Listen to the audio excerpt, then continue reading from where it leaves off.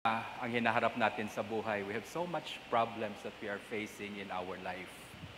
Nagta-transition tayo, you know, like for me, for example, napansin ko na pag naglalakad ako, I noticed that my balance is already off. Dati pag naglakad ako, pwede akong tumakbo. I can even walk, ganito kalapad lang, kaya kong lakarin yan, you know? Because of my balance is very good. Now, kung napansin nyo sa misa, pag nagmimisa ako talagang may mga times na pag ganyan-ganyan, hindi na maganda ang balance ko. And it has something to do with my legs, okay? So, ang tanong ko sa doktor, bakit ganyan? Ang sabi ng doktor sa akin, number one, nagkakaedad tayo, ganyan yan. So it's not really a problem, it's just an inconvenience of getting old. Okay? Tumatanda ka na lang. So I'm not designed, hindi na ako pwedeng maglakad dito. At wala naman akong balak maglalakad-lakad dito. Di ba? But I have to be sure-footed. Now, why do I share that with you? Yung mga problema and transitioning and everything. Because it is not in good times and beautiful times in our life that we seek God. Hindi po. Kung marami kang pera sa bangko, malusog ka, wala kang nararamdaman sa katawan mo, lahat ng relasyon mo talagang okay, your relationship with your children, your relationship with your wife, your friends, okay, and yung maganda ba ang takbo ng buhay mo, you don't really seek God. No? Thank you, Lord lang tayo. You know, we sit down. Thank you, Lord. Okay. Salamat, Lord. Praise the Lord. Huwag mo akong pakialaman, Lord. Ang sarap ng buhay ko. Sana, Lord, hindi mo ako gabaan. Nag-i-enjoy talaga ako. So we just make mention of God para hindi baguhin ni Lord yung sitwasyon natin. Kasi napakaganda ng buhay. Okay? But that is not the time we seek God. The only time we begin to seek God and really hunger for God is when life is not working out the way we want it. Doon mo nahanapin ang Diyos. Araw-araw, pag nagmimisa kong Sunday, talagang hinahanap ko si Lord. Bakit? Sabi ko, baka matumba ako, hindi ako makalakad na maigi. No? Hindi kagaya ng dati, paggising sa umaga, thank you Lord, misa na ako. Ngayon talagang luluhod ka muna, Lord. Huwag mo akong hayaan matumba sa misa. Okay? Life is not going the way I want it to go. And so, that explains why ang dami kong problema. Bishop, nagsisimba naman ako. Bishop, nagme-meditate ako. Nagpe-pray ako. Why these problems are coming up? Because that is one way God is creating a hunger. Ginugutom ka ng Diyos. You know, Jesus Christ, after His baptism, He had everything going for Him. Then after His baptism, sabi nga doon sa reading natin from Luke, tayo nagbasa, di ba? He was led by the Holy Spirit into the desert. The desert is where there is no water, so you will really thirst. The desert is a place where there is no food. Magugutom ka talaga. Why would the Holy Spirit bring him there? Okay? Sa Gospel ni Mark, the same account of the temptation of Jesus in the desert, ang sabi doon, and the Holy Spirit brought him, parang tinulak siya. Ayaw pa sana niya, pero you know, we want to stay in our comfort zone. And one of the comfort zone we have in our life is we are in control of everything. Hawak ko ang buhay ko. Okay? Nag-i-enjoy tayo. Lalo na pag maraming pera. Tingnan ko yung bank account ko. Uy, meron pa akong 5 million. Ay, salamat Lord. May 5 million pa ako. So, in control tayo. Pa-check up ka sa doktor. Sasabihin ng doktor sa'yo, wow, you are as healthy as a cow. Wala kang sakit. Everything is normal. So, you try to control that. And it makes you secure that you're in control of your life. But we know one day, iiba yan. Diba? Nagbabago ang buhay. Kahit gaano mong dasal, kahit gaano mong simba sa Diyos, life will turn differently because you are not in control of your life. Ayaw natin yan. Once we begin to lose control of our life, then we are confronted already. Natatakot na tayo. Why? Because akala ko love ko si Lord. Yeah. Akala ko may faith ako kay Lord. Yeah. The Lord and my money. I put my faith and trust in God and my good health. Palaging may kasama si Lord. But you see, that is not, hindi naman yan ang talagang tama eh. Ang tama is, I put my trust in God and in God alone. Yan ang tama. Pero tayo, palaging may kasama si Lord sa buhay natin. I trust in God. And thank you, Lord, I have 5 million in the bank. So, walang problema. Kung hindi man ako bibigyan ni Lord bukas, kakain pa rin ako. Okay? If God will not bless me tomorrow, I can still buy the things I want to buy. Why? I have kept money already.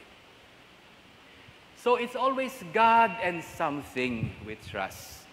Until the day, God will remove the other things. Tatanggalin ni Lord yan. Suddenly, you wake up, umuubo ka, and you're not feeling well. Then you went for a check-up at sasabihin ng doktor, oy, ang pangit pakinggan yung doktor, gaganyan sa'yo. Kaya siguro yung mga doktor, natitrain sila, hindi sila you know?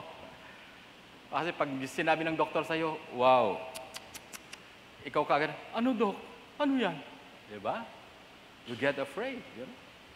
Kinikwento sa akin ni Father Mel nung nagkasakit siya. Sabi niya, akala niya, sugat lang yung sa dila niya.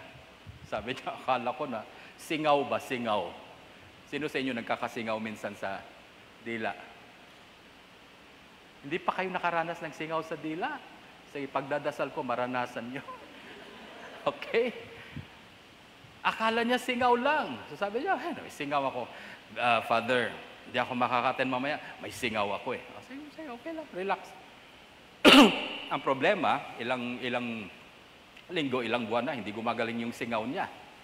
Tapos sabi niya sa akin, Father, namamanhid na yung mukha ko.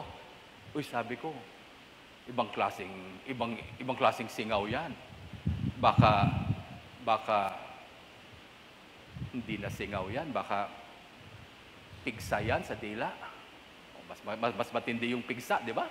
Baka pigsa na yan sa dila. O nga. Sige, so doon natakot siya.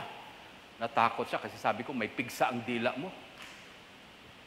Kaya nagpa-check up. O, pag natakot na tayo, balik ka agad, ano? Check up ka agad. Pa-check up siya, and you know, nagulat na lang ako dahil nagulat din siya nang sinabi na, i-refer kita sa oncologist. Wow! I-refer siya sa isang oncologist. Ano ibig sabihin? Bakit ikaw? Hindi ka ba doktor? Hindi mo ba alam yung pigsa sa dila? Oncologist ang magsasabi niyan. Anong oncologist? Ang oncologist ay isang doktor na dalubhasa sa sasakit na cancer. Parang taka siya, ba't doktor ng cancer? Pigsa lang to. Then, the bad news came to him. Ang sabi sa kanya, may cancer siya. You know, imagine him. He woke up one day, he was feeling fine, he was strong, ready to serve God. Then, isang sakit lang sa dila. Akala mo nga, singaw eh. Biglang sabihin sa isang doktor na, may cancer ka na. Bulabog yung buhay niya. Nabulabog yung mundo niya. Oh. But it's a good thing, Father Mel, sabi ko, believe ako sa'yo. Why? Because the word was in his heart. Hinawakan talaga ng salita ng Diyos yung puso niya. Huwag ka matakot. Huwag kang maglumpisay dyan. Then he went to the doctor, went through the radiation, everything, katakot-takot, pinagdaanan ni Father Mel. And he got healed eventually. Pero yung healing niya, hindi instant, process. Pwede naman sana siyang gamutin ni Lord. Isang hawak lang, di ba? Pag uwi mo, ay wala na. Yung cancer mo, singaw na lang. Hindi ganyan ang nangyari sa kanya. He went through radiation. Nakita nyo naman, yung umuwi siya dito, no? Nagsasalita siya, hindi maintindihan yung sinasabi. Sabi ko, bakit hindi maintindihan yung sinasabi mo? Sabi niya, may portion ng dila ko tinanggal eh. Ganun ba? So, imagine that. Imagine that. Ang ganda-ganda ng buhay mo, ang ganda-ganda ng pakiramdam mo. Then, sa following day, when you wake up, change. Isang sabi lang ng doktor, may cancer ka, wala na. Bago ng buhay mo. Okay? Amen? Merong nag-invest ng pera niya, negosyo, blessed by God. He's a Christian, so blessed by God. So nag-invest siya. Kumikita siya sa investment niya. Then one day, isang tawag lang, sa isang pagkakamali sa cellphone, na ipindot niya ang isang link. In one day, lahat ng inipon niya, wala. Na-scam siya. Na-hack ang account niya. Then it was gone. Makita mo siya, naglalakad sa kalye, akala mo kaumangon eh. Kaya, maganda na lang, hindi nag-suicide. Yung iba niya, nag-suicide na lang. You know, your life savings na pinag-save mo, nawala, bigla. Okay? So, life will change. Life will take a turn so drastically in your life. So, with that, bakit nangyayari ito, Father? Why does these things happen? Why? Why? Because it is in difficult times that we begin to search God in our life. Hindi naman tayo nagsisearch kay Lord kung kontrolado natin ang lahat sa buhay natin. May pera ka, maganda yung katawan mo, and you know, everything. But it is in the difficult times of our life that we really dig in and really seek God. Amen? Amen? So now, naintindihan nyo na yan. Okay? So, in other words, these moments of difficulties, they will come, whether we like it or not. Okay? Amen? Darating talaga sa buhay yan. But the good thing is, the Lord already provided a way for us to be firm and established in life. Tinuruan na tayo ni Lord.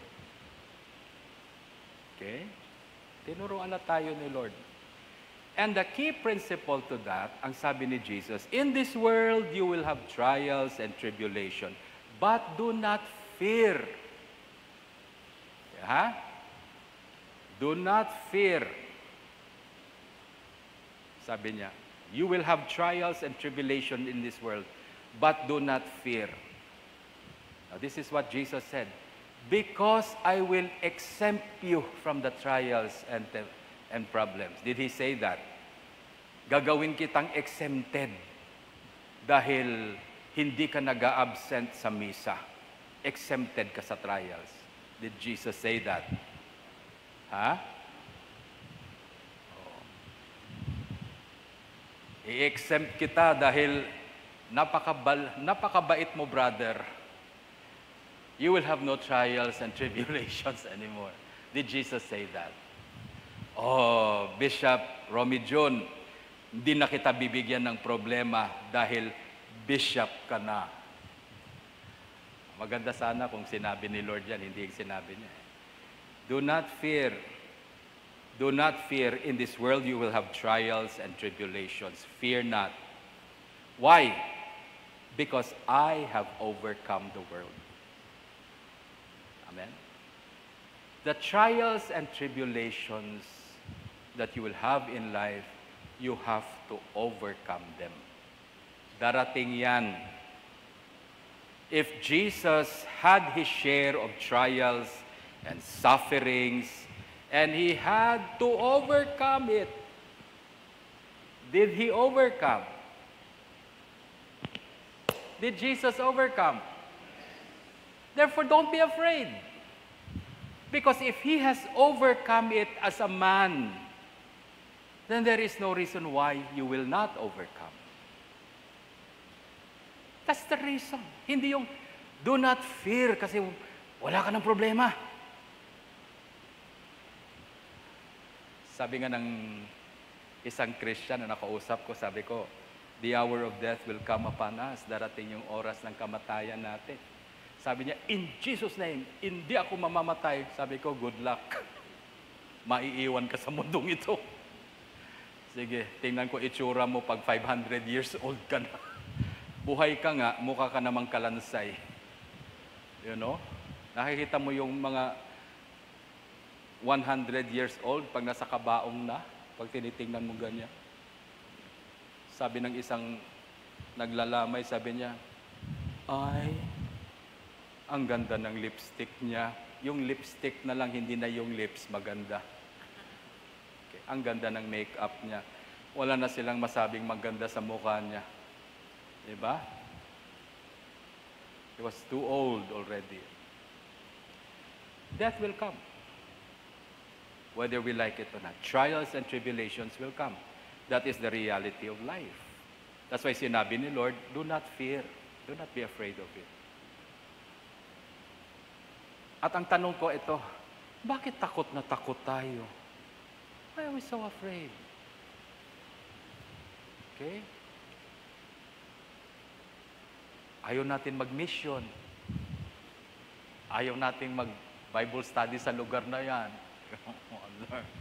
Baka mangyayat ako. Father, baka walang pagkain doon, you know. Takot na takot tayo. We really fear it. We are afraid to go in places where God wants us to go because we know there will be trials and tribulations there. It's going to come. Whether you stay at the comfort of your home, wherever you go, the tribulations will come. But you are not to be afraid of that because Jesus has overcome it. And what is He saying? He's telling us now, I have overcome my trials and tribulation. Now you, ikaw, kung ano mang darating sa'yo, overcome mo rin. Diba? Ikaw rin. Anong itatapon sa'yo ng mundo? Anong itatapon ng buhay sa'yo? Overcome that. Overcome it. I have overcome it. Hindi ganyan yan kalakas. Kaya mo yan. Yan ang sinasabi ni Lord sa atin. Huwag mong takasan, huwag mong takbuhan. Harapin mo. You face it. Amen? So now, we look into the scripture because this is something very important that I would like us to see this evening. In Matthew 16, verse 24, this is very important. I will read from verse 21 first. From that time, Jesus began to show to His disciples that He must go to Jerusalem and suffer many things from the elders and chief priests and scribes and be killed and be raised on the third day. What was Jesus teaching His disciples? Ano pa tinuturo niya? I must suffer. I'm going to be tested. And I will be killed.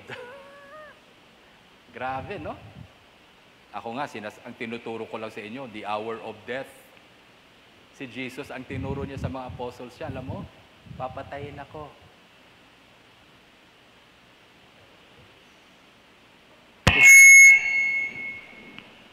Nakita niyo kung gaano ka, you know? Then, listen.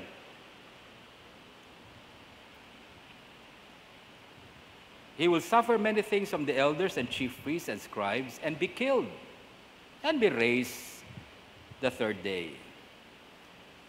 Verse 22, Then Peter took him aside and began to rebuke him, saying, Far be it from you, Lord, this shall not happen to you. Wow. Sino si Peter? Peter was the one who said, "You are the Christ. You are the Lord." Wow, sabi ni Jesus sa kanya, "Peter, blessed are you, Bar Jonah, son of Jonah. Flesh and blood did not reveal this to you, but my Father in heaven." Talagang pinuri siya ng Diyos nung sinabi niya, "You are the Son of God." Pinuri siya ng Diyos.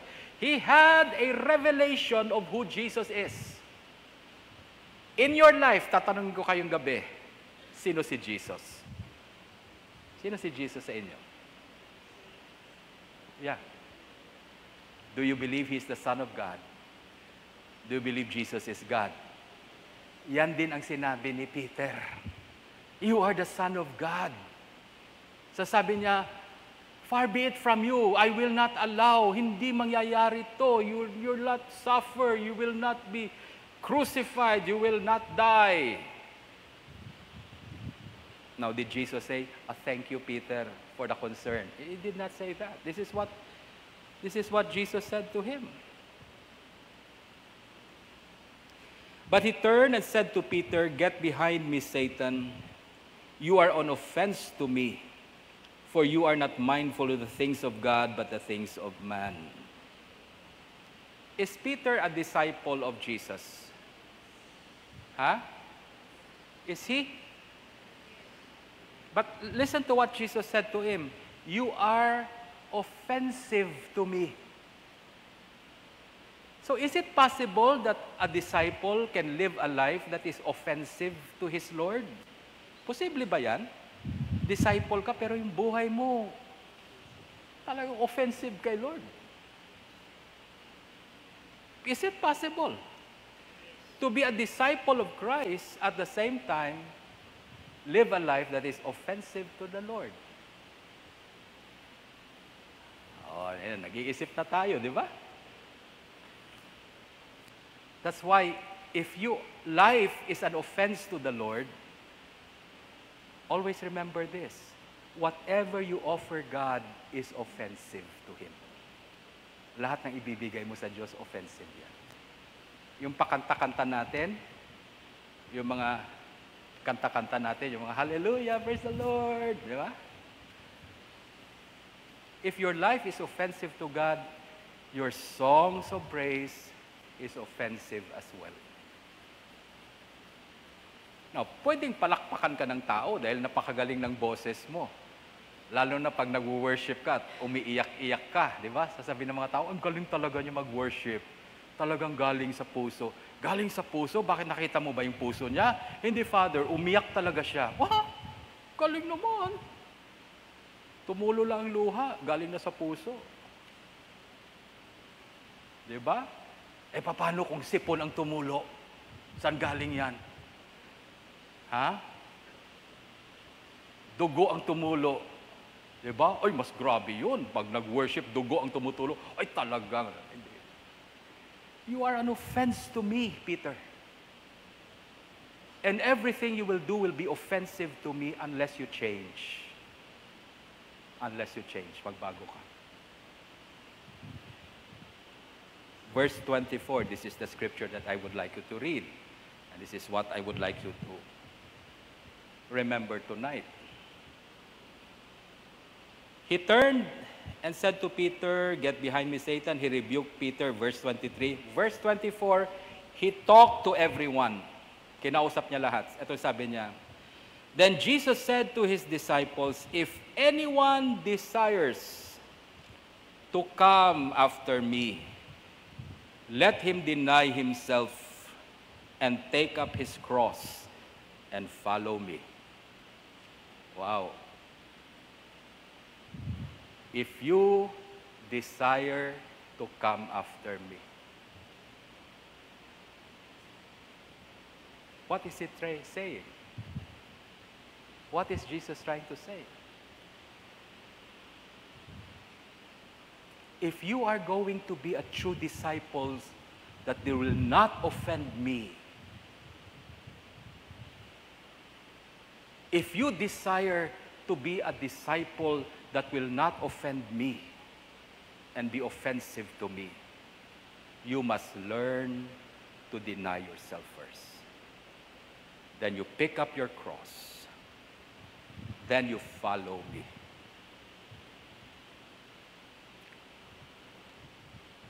Ngayon, sa pagninilay natin, I would just like you to confront yourself. Disciple ka ba? Disciple ka ba ni Jesus?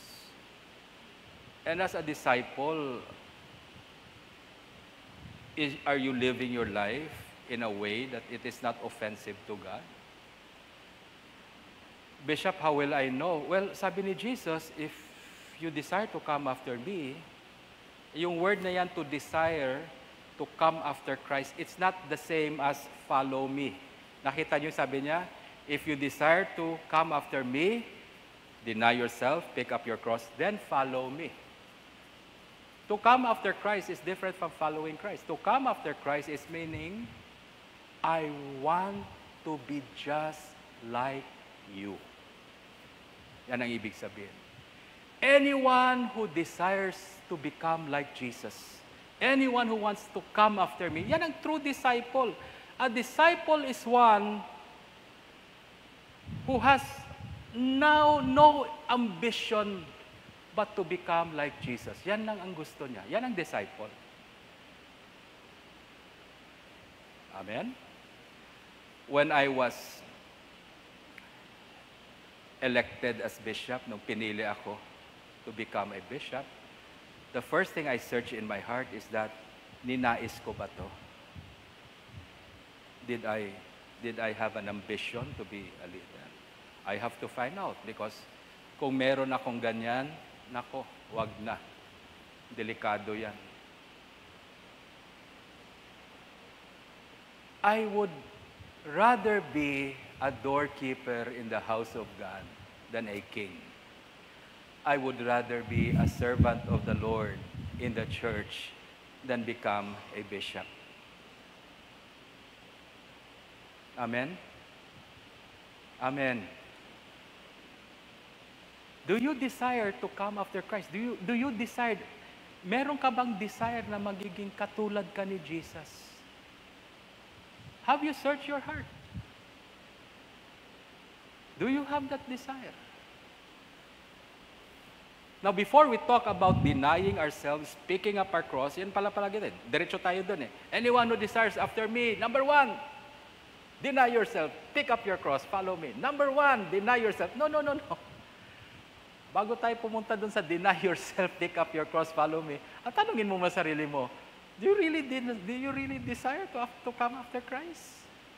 Huh? Why are you in church? Why are you part of St. Michael's Church? Did you come to this church because you have a desire to become like Jesus? Or you have other desires other than that? If you have other desires other than becoming like Christ, I'm telling you, hindi ka magtatagal sa simbahan. You will not stay long. There are people who come and go in the church. They come and go, they come and go. I have people swear an allegiance to me and to the church that they will remain in the church forever. They're gone now. Wala na sila. Kaya one of the things, I confronted the priest. When I say priest, hindi yan yung pari lang, pati yung deacon dyan. Diba? Padi-padi pa tayo, diba? Naalala niyo yung ordination niyo? Diba? Nagdipa kayo dito, tapos iyak-iyak tayo, diba? Ganon din ako. Dumipad din ako sa harap ng Diyos eh. Tapos umiyak-iyak din ako. Iyak-iyak. Tapos yung mga tao sa likod, iyak na iyak din. Ano ibig sabihin nun? Ano ibig sabihin na dumipa ka? You pledge your life to God. You pledge your life to God that I'm going to be a disciple of Christ. I will follow Christ. Amen? Tanungin ko yung may mga matagal na sa church. Yung mga bata, exempted kayo sa tanong na to. Tanungin ko yung mga matagal na sa simbahan. Naalala nyo ba nung na born again kayo? when you encountered Christ? Did you hear Him speak to your heart? Not in your ears. Ako, wala akong narinig sa tenga ko. When I encountered the Lord, He spoke to my heart. Sino sa inyo na born again dahil narinig niyo ang Diyos in your heart? Okay, but ayusin ko na lang tanong ko. Tanungin ko muna, sino ba yung born again dito? Oh, praise God. Yung iba, pupunta sa impyerno. Okay, ulitin ko ha. Sino bang born again dito? Okay, lahat na. Na born again ka dahil ayaw mo ng impyerno. Hindi ganyan ang born again eh. Pare, born again tayo, iwas impyerno. Iwas tayo impyerno. Na born again dahil iwas impyerno. Hindi po ganyan. Okay, so baguhin natin yan ha. Kasi pag sinabi ko, ang hindi ba born again, pupunta sa impyerno, lahat yan, mag-altar call yan, lapit yan, I gave my life to Jesus. So ganyan, di ba? Ganyan sa mga crusade minsan. Pupunta sa hell pag wala si Jesus. Sino gabaton kay Lord? Ako. Kasi takot sa impyerno. Okay? Remember the day na sinasabi natin, you got born again. Boy, naalala mo nung na-born again ka? Naalala mo yung araw na yon? Hindi, nakalimutan mo na? Oo, naalala. Fresh na fresh yan. Kasi pag binigay mo yung microphone sa kanya, ikikwento niya na sa inyo. Paano siya na-born again. Okay? But remember those times na na-born again tayo. Bakit ka na-born again? Narinig mo si Lord dito. Anong sabi ni Lord? Ha? Anong sabi ni Lord na narinig mo dito? The same what Matthew heard when Jesus entered the tax collector's booth. Ang sabi ni Lord sa kay Levi, follow me. Tumayo si Levi kaagad. Sumunod na siya. It's the same voice that Peter and John, while they were in their boats, when Jesus said, follow me. And immediately they left their boats, their nets, and their father behind to follow Jesus. Why? Because they heard a voice inside the heart. Amen? Paano ka napunta sa St. Michael? Sa army of the Lord. How? Because you heard. You heard that voice. Kaya yung mga umalis sa atin, tinatanong ko rin, bakit kayo umalis? Kasi hindi na nila narinig yan ulit. Hindi na nila narinig. They deny that they heard that. So they left. You will leave Jesus when you do not hear that voice anymore. Because you will have no desire to follow Him anymore. Mawawalan ka na ng gana. That's why the most important thing for a disciple is to desire to come after Christ.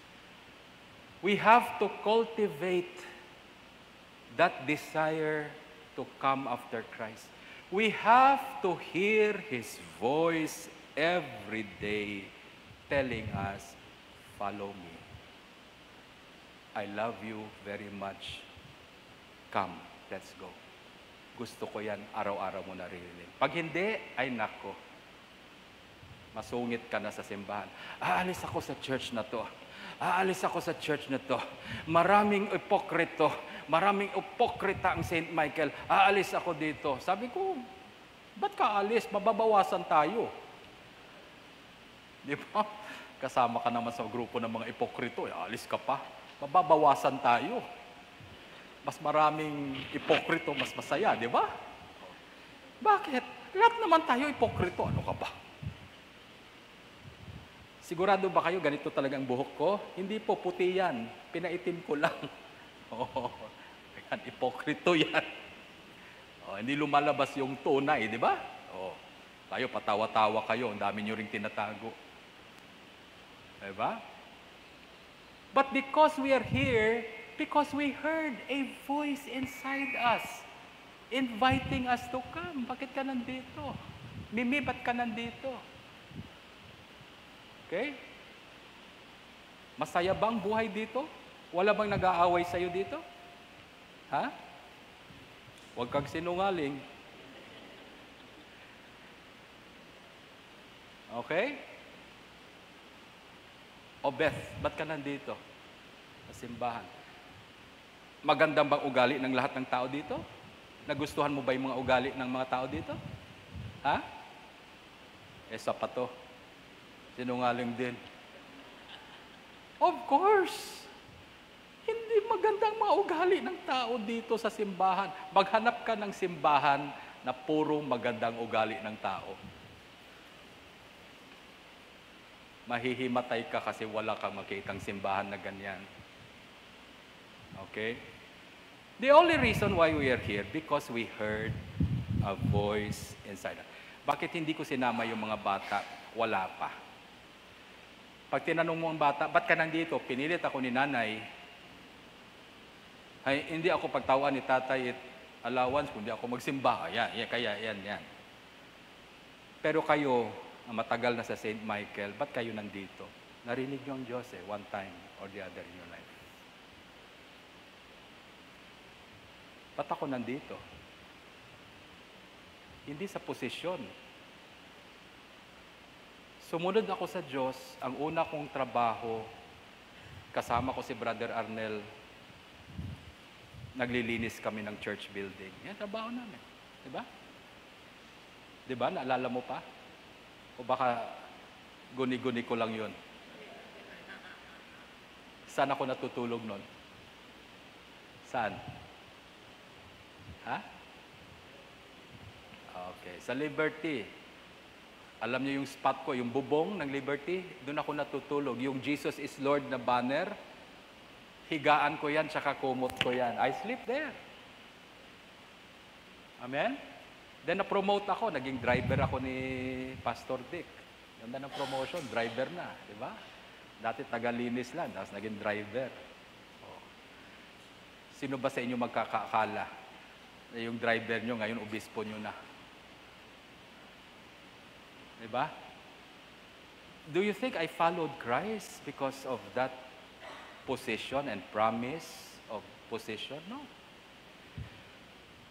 Many years ago, I heard Him in my heart also say to me, follow me. Sumunod ka sa akin. Nandito ako ngayon. And until now, I still hear that voice. And until now, I am still on fire for Jesus as I was many years ago. Because I keep hearing that voice. So meditate on that. Do you desire to come after me? Do you really desire to become like Jesus? If you have no desire to become like Jesus, there is no point in denying yourself. That's why many Christians don't deny themselves because wala naman silang desire talaga. Kaya maiinis ka lang, mag-aaway na lang kayo, they will never deny himself. They will never deny themselves, and because they cannot deny themselves, they cannot take up their cross. No way. When trials and tribulations comes into their life, they run away. They compromise. They give up. Because they will never carry that cross. Why will they never carry the cross? Because they will never deny themselves. Why will they never deny themselves? Because they have no desire to become like Jesus.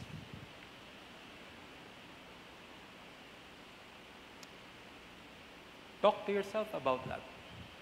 Sapin mo yung sarili mo.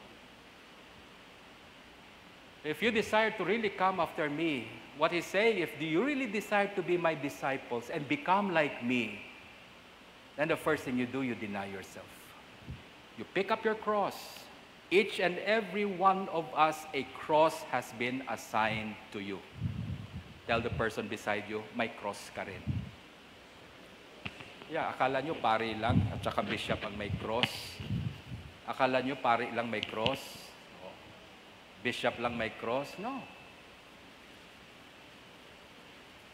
Each and every one of you, you have a cross to carry. What is the cross? The cross is the responsibility. The cross is Jesus' responsibility. If He does not die on the cross, no one will be saved. It was His responsibility to save us. Therefore, He has to go to the cross. So anong cross mo? Ang cross mo, yan ang responsibilidad na binibigay ng Diyos sa iyo. The only way for you to carry that cross if you have learned to deny yourself. And the only way to learn to deny yourself, you have to have that burning desire to become like Jesus.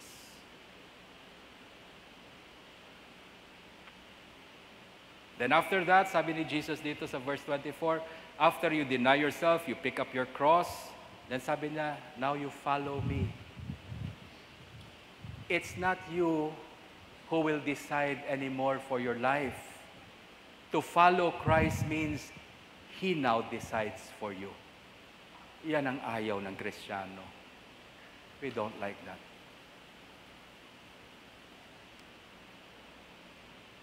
My dear friends, that is the reason until now we are afraid of trials and tribulations.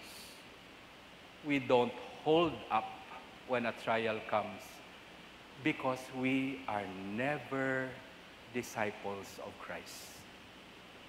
I do not know what we have become. Hindi ko na alam kung ano na tayo ngayon. Palagi sinasabi ni Father Nonoy, haging turuan kita, atong obispo nga to. Siinwon kita. Palaging tinatanong yan, sana ba tayo? From that time you heard the voice of Christ, have you lived your life as a disciple of Christ or have you evolved into something else? Baka iba ka na. Ano ka ng klaseng nilalang ngayon? What are you? What have you become?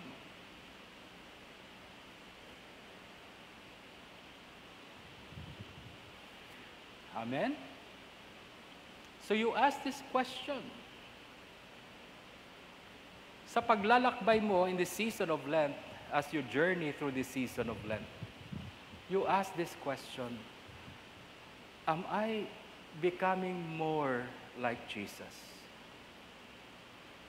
If you are a disciple, of course, the answer is yes. You should become more and more like Christ. Amen? If you are going to be a disciple of Jesus, coming after Him, you will become more and more like Christ.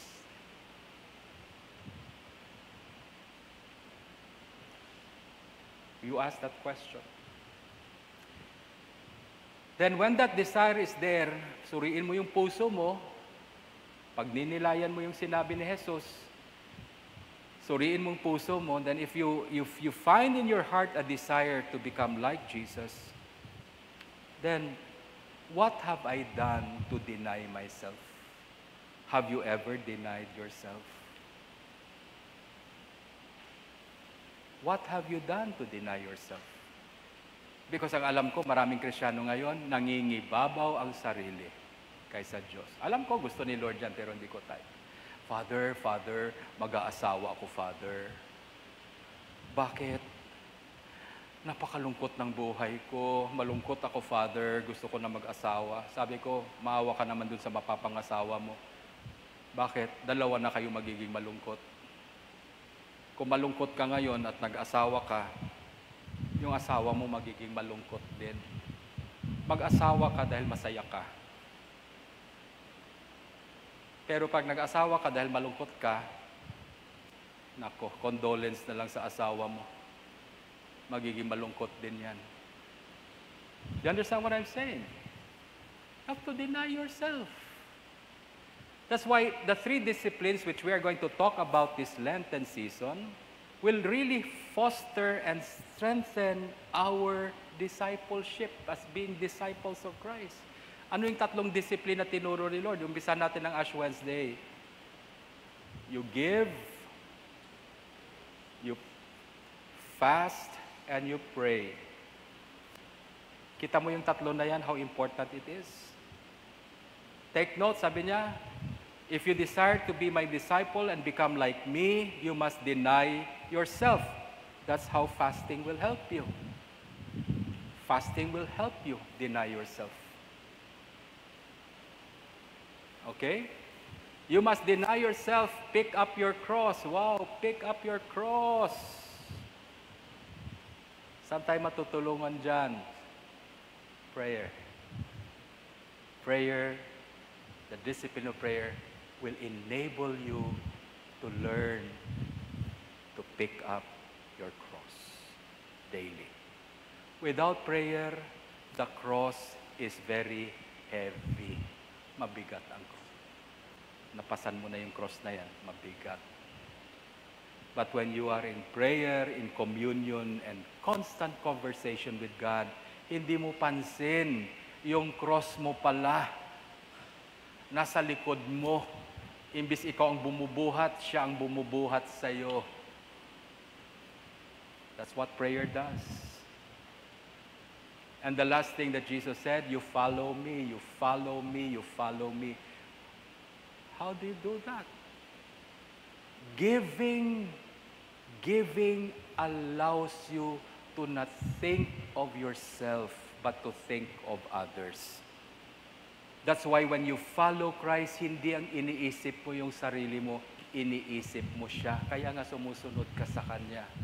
Kahit saan siya dumaan, saan siya pumunta, sasama ka't sasama, hindi mo iniisip ang sarili mo. Sinong iniisip mo? Siya. Siyang iniisip mo.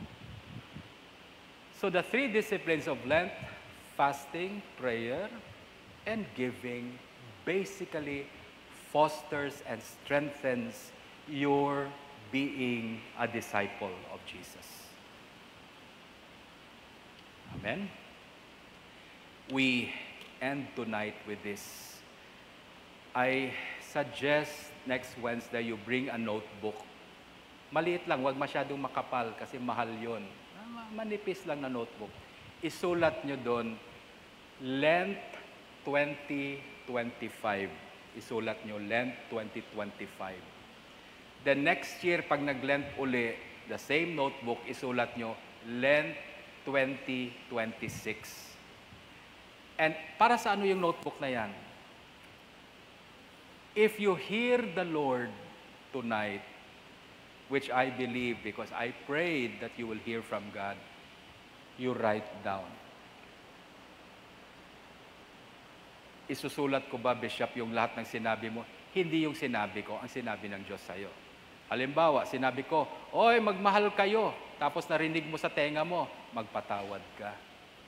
You forgive your enemy. Ang sabi ni Bishop, magmahal tayo. But the Holy Spirit translated it, forgive. Yun ang isulat mo, ang sinabi ng Diyos. You know why? Because that will be your guiding light when the trials and tribulations come. It's not what I said, but what God said to you that will help you through. So you bring, next Wednesday, you bring your journal with you. Sulat niyo dun sa heading, Lent 2025.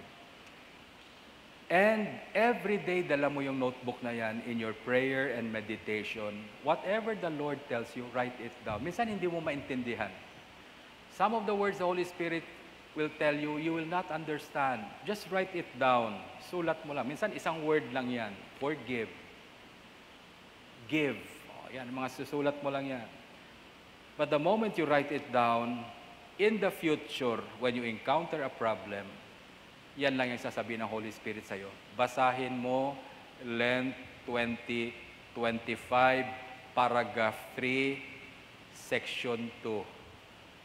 When you look at your journal, you know what happens? Wala. Nandun ang solusyon sa problema mo on 2029. Nandun na. 2025 pa lang, sinabi na ni Lord sa'yo. That's the beauty of Lent and the way we listen to God. So it's exactly an hour after. Let's all stand up. Heavenly Father, we are grateful for your word tonight. Grateful that you never fail to speak to us. Grateful that as a father, you never fail to encourage your children. always there for us, and we love you, Lord, for that. Father, one thing more very important, we want to become like Jesus. If there is anything else in my heart that hinders me from that desire, I pray, Lord, that you remove that from us. So we will only have one desire, and that is to become like Jesus in our life, to be true disciples of Christ. And Father, help us in our journey at this time. In Jesus' name, amen and amen.